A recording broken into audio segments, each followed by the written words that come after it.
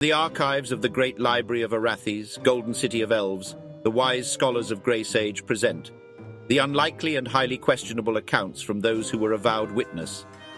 These are the suspenseful investigations of the human, Fraenk Neversleep, Arch-Preceptor of Blackroot. And now, the Neversleep Scrolls, Circle of the Mind Thief, written by Philip Walton. The story continues. Chapter 28. When he got back to the kitchens of Blackroot Estate, Fraenk was ravenously hungry. The ex-wizard's tea and biscuit only seemed to remind his body that it hadn't consumed any kind of substance without an alcohol content in... well, he wasn't quite sure. He had picked at the flame-roasted pig without much enthusiasm, which was served during the overnight festivities in Rounderville. This was before he had nearly melted Joeth's brain, which reminded Fraenk of another little detail from that evening. Falthor must have been spying on that moment as well if he was handy to help the man afterward. Sneaky bird indeed. The meal he pressed the chef into making was a large plate of scrambled goose eggs, with peppers and blood sausage, delicately battered pan-fried herrings with blue-collared mushrooms, and seaweed noodles. Everything was rich and savoury, salty and heavy with cream sauce and pungent goat butter. Fraenk wanted nothing more than to sit and enjoy his meal. He was hungry, to be sure. The alcove where he sat was fairly quiet, and he was alone. No one rushed up with another urgent matter, and yet there was an unquietness to his spirit. His thoughts still seemed to be churning inside his head. Fraenk realized he was still going over the case. He really wanted nothing more than to shake this whole affair off. Just turn his mind over and dump it all out like those annoying pebbles that sometimes get trapped in the toe of a boot. Fraenk told himself he did all he could. Like he had justified to the ex-wizard, this tale had as much closure as any case could reasonably expect. Nothing ever concluded with a clear and definite endpoint. Fraenk promised he would talk to the curators of the Royal Museum and the Arch-Preceptor of Grey Sage District about posting extra guards nearby, especially in light of the recent burglaries. No one needed to know about the true nature of the mind thief. They just had to prevent it from being stolen from now on for the next several hundred years. At least until the elves of the Fernbrook family all died, or became so senile they forgot about it. Fraenk admitted that situation was less than ideal, but it wasn't the first dangerous item to require an eternal guard henceforth. Perhaps it could be destroyed instead. He may have to ask the ex-wizard about that. There was still an abundance of questions he had about the necklace itself and how it fit into Lord Fernbrook's overall scheme. Fraenk assumed the old elf was using it to defraud Lady Blackroot of her territory, and possibly other lords too. That seemed like such an unsophisticated plan for an elf known for his cleverness. But perhaps simpler was better. Then again, how long would the High Lords continue to play with an elf that appeared to be cheating? No, there must have been another play, something involving the necklace's power. But that could be so many things, Fraenk realized. Who could know other than the Fernbrooks? Frank's imagination had a brief fancy where he was using the necklace to force a room full of Fernbrook elves to reveal their dirty schemes to him, and they were powerless to stop. Then a stab of guilt hit him as he remembered someone who might actually know. Someone who was responsible for getting the necklace to the Fernbrooks in the first place, and it also stood to reason, was the one whose actions in stealing the necklace back set off the chain of events that got Mycon killed. He wanted to be mad about that, their carelessness or greed, or perhaps just foolish retribution. Whatever their reason, was why Fraenk could no longer go get a fresh steaming loaf of brown bread from his friend anymore. He couldn't go talk with the man who was like a father to him, after his own father had done. Then a deeper guilt hit him. How long had it been since Fraenk and Mycon had spoken? And wasn't their last conversation a heated argument? A screaming, curse-filled fulmination from a teenage Fraenk that ended with him storming off, vowing never to look back? The foulest thing was that he couldn't rightly remember what it had even been about. Hadn't Mycon wanted him to take over the bakery? Now it seemed like a reasonable idea, and that Fraenk had been the irrational one, wanting to be a soldier or one of the men who ventured out to slay monsters. All he recalled about that exchange was a blinding anger and a sense of betrayal. The next time he properly saw his friend was when Mycon lay slain, an old man nearly unrecognizable. Another face Fraenk tried to scourge from his memory, like the face of his true father. If the woman thief, Kyla, was to blame for Mycon's death, then Fraenk bore some himself too. He'd let too many years pass without apologizing, let moments of anger and then years of shame keep him from making amends. And didn't she help him out? When the moment came, she played her part and kept the necklace from falling back into the Fernbrook's hands. Was Fraenk truly going to pay her for that favour, with most likely a long prison sentence? He had no pull with the High Council of Justice. Even his friend arch-partisan Brightrock would only have limited influence. Once in the system, it was a bureaucratic hellscape of long delays and administrative procedure. He might not be able to get her set free, but he could go talk to her at least. Maybe thank her for what she did. And who knows, she might know something of the Fernbrook's plan. Fraenk stopped himself. What was he doing? This entire line of thinking was digging back into the case he closed and put away. Nothing good could come of it, and many very bad things were more likely to happen. He dropped the fork he was holding that had a fat sausage skewered on it. His fingers slowly clenched into a fist. Fraenk reached inside his cloak, removed the bottle, and took a long drink. "You're a fool, Fraenk Neversleep," he said aloud. "Keep after this, and you're going to die."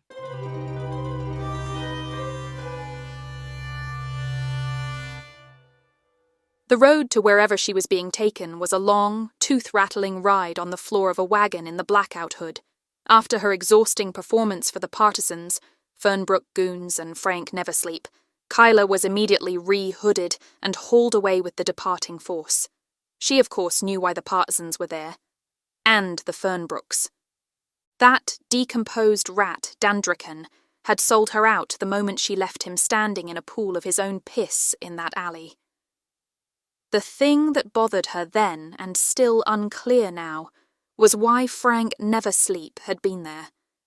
He was somehow involved, but in what way? Kyla could hear the chatter of the partisans seated on the benches surrounding her. Their excited recollection of the previous events gave her a picture of everything she didn't see while she was literally kept in the dark. The bumbling arcane lords trying to breach the tower with ineffectual spells. Neversleep riding in, all in a huff about them rightfully doing their job in his district. As if they needed any permission from the likes of that glorified Blackroot elf pet. But moments later, the rowdy partisans were guffawing about Neversleep's horse, who had set upon Arch-Preceptor Gingerglade's arm like a stray dog with a beef bone. The feeling of dislike for the elf seemed pervasive. Gingerglade had a reputation for misusing the partisans in order to settle personal grievances, but was now making their lives miserable by raising alarms on what turned out to be inconsequential enforcement matters all over his district. They were so busy, in fact, they had little time to serve elsewhere. She kept silent and still, however, not wanting to draw attention if she could help it. A few of the partisans made suggestive comments about her, but thankfully, their superior officer barked an end to that jabber. He would not have his men speaking coarsely before a Linblood lady. Whether it was chivalry or piety, honour was not entirely dead in this city, she observed. As they bumped along in the cart, Kyla tried not to hear the thump and scrape of the body which also rode on the floorboards with her. That desiccated husk was not her Posu. She would cry for him later, but right now, she knew he needed her to be strong. In her experience, which had only been a total of 4 times so far, this was the hard part, and often the most dangerous, the intake procedure for becoming a prisoner. It varied by region, of course, but the broad strokes were quite similar. Arrest, removal of all possessions, assignment to a cell, with a more than 0 chance of interrogations, beatings, or a mixture of both throughout this process. She had to keep her mind on that. If she let the grief take over, she'd do something stupid that would really get her in trouble. Like, give up. But Kyla did feel like giving up. Her Posu, childhood friend and closest ally, her confidant and strength. How would she continue without him? Then a mummified claw brushed against her foot, and she recoiled so sharply the partisan guards nearly thought she was making an escape attempt. A tense moment ensued when she heard their clubs slide out of loops, hovering ready to send down a rain of blows. She cowered, trying to raise her cuffed hands to shield her head and neck. Then one wheezed with mirth. "Oh, I think he just wants one more cuddle," a partisan said, getting a laugh from the squad. They settled back into their seats, their large, heated musculatures fortress-like and claustrophobic around her. The air soon grew stale with the odour of rank male musk and her own sour breath coming back into offended nostrils. Kyla curled her knees to her chest and held herself until the wagon finally came to a creaking stop. She was brusquely hauled out and to her feet, then dragged into a large, echoing building where their boots whacked the polished marble like the strikes of the justice mallet. She let them bear her weight across a series of ever smoother stone floors. There was no more time for sorrow now. She had to be strong again. Kyla forced all her grief and despair down inside her, tiny and far away. She straightened on the bench, easing her shoulders back. They wanted a tough master thief ringleader. They were about to find out how hard she could be.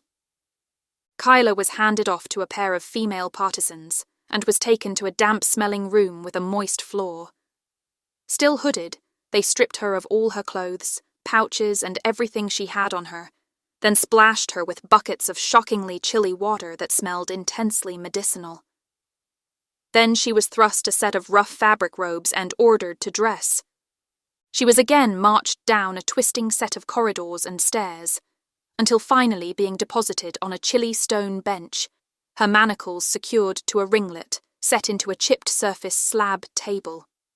The female guard tugged once on the manacled chain to make sure it was secure, then began her standard recital of the rules, a speech she had given so many times the words had just become an automatic series of sounds that she made at this point of the process. "No shouting, swearing, or pissing yourself. Break any of these rules, and you will be whipped. Disrespect a partisan, and you will be whipped. If you attempt any violence or escape during your time in confinement, you'll be—" Kyla shot her hand up to its short length, clinking the chain. "Can I guess?" A loud whoosh-whack sound, accompanied by a searing pain across her bare forearm, made her bite back a scream. "First one's free, human," came the voice of the other guard, a man. "They always want to test you." "Your confessor is—" The female paused. "Slate Grove." "Yeah, I think he's up," the male replied. "Partisan Confessor Slate Grove. You will address all statements and admissions to him. Do you understand?" "Wait," Kyla said, sounding urgent. "Is he cute?" She braced for another hit on the arm, but the shot that came whipping stung her cheek, twitching her head back to the side. Even through the hood, the bite of the guard's leather crop burned and made her eye water. She breathed heavy through the pain. He's not bad," the female guard replied, "but he don't have a good sense of humour like me." Kyla felt the guard give her a playful twin taps on her shoulder with the crop, like their little repartee had been an amusing game they both enjoyed. She waited for the two guards to close the iron door behind them before she checked the stinging red welt on her arm. No bleeding or any permanent damage. As much as she didn't want to instigate the guards, it was important to do for a few reasons. The primary being it informed how strict, lackadaisical, or sadistic they were. Misjudging this at the wrong moment could have disastrous consequences, so even though it hurt, the knowledge it yielded was far more valuable. Her secondary reason to take a shot or two was related to a thesis she had formed about interrogators. They never seemed to trust the answers of someone who was unharmed. Whether true or lies, the word of a suspect was always deemed a fabrication until they had been punched, kicked, cut, or otherwise mistreated enough so that begged to give an honest confession. Certainly nearly everyone but, say, a paladin, bound in service to the seven above, would lie to keep themselves from pain. But Kyla had to wonder if there was not better methods for getting to the truth. Until such a thing existed, she'd have to keep subjecting herself to some mistreatment.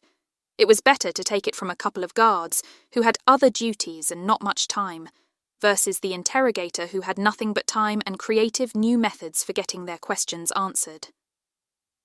Kyla began to wonder if the 2 hits she had taken would be enough to look suitably roughed up in the eyes of this confessor Slategrove. The faster she could get through the interview with giving away the least amount of damning information, the better she would be. She heard footsteps coming up the hallway.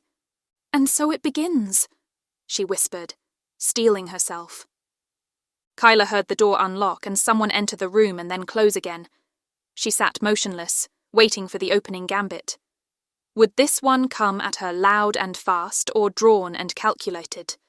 The hood was jerked suddenly from her head, ripping out strands of hair with it. "Hello, Miss Gracefire." A familiar voice purred. Her eyes adjusted to the light and she jerked back to the extent of her chains. Seated across from her was not partisan confessor Slategrove, nor any other partisan, but the wolfish grin of the arch-preceptor of Fernbrook, Farathiel Gingerglade. Anything you'd like to confess? Thank you for listening. Tune in next week for another exciting episode. And remember, the learned scholars of Grace Age caution you that the veracity of these events remains unproven. Now go safe in the light of the powers, until our hands clasp again.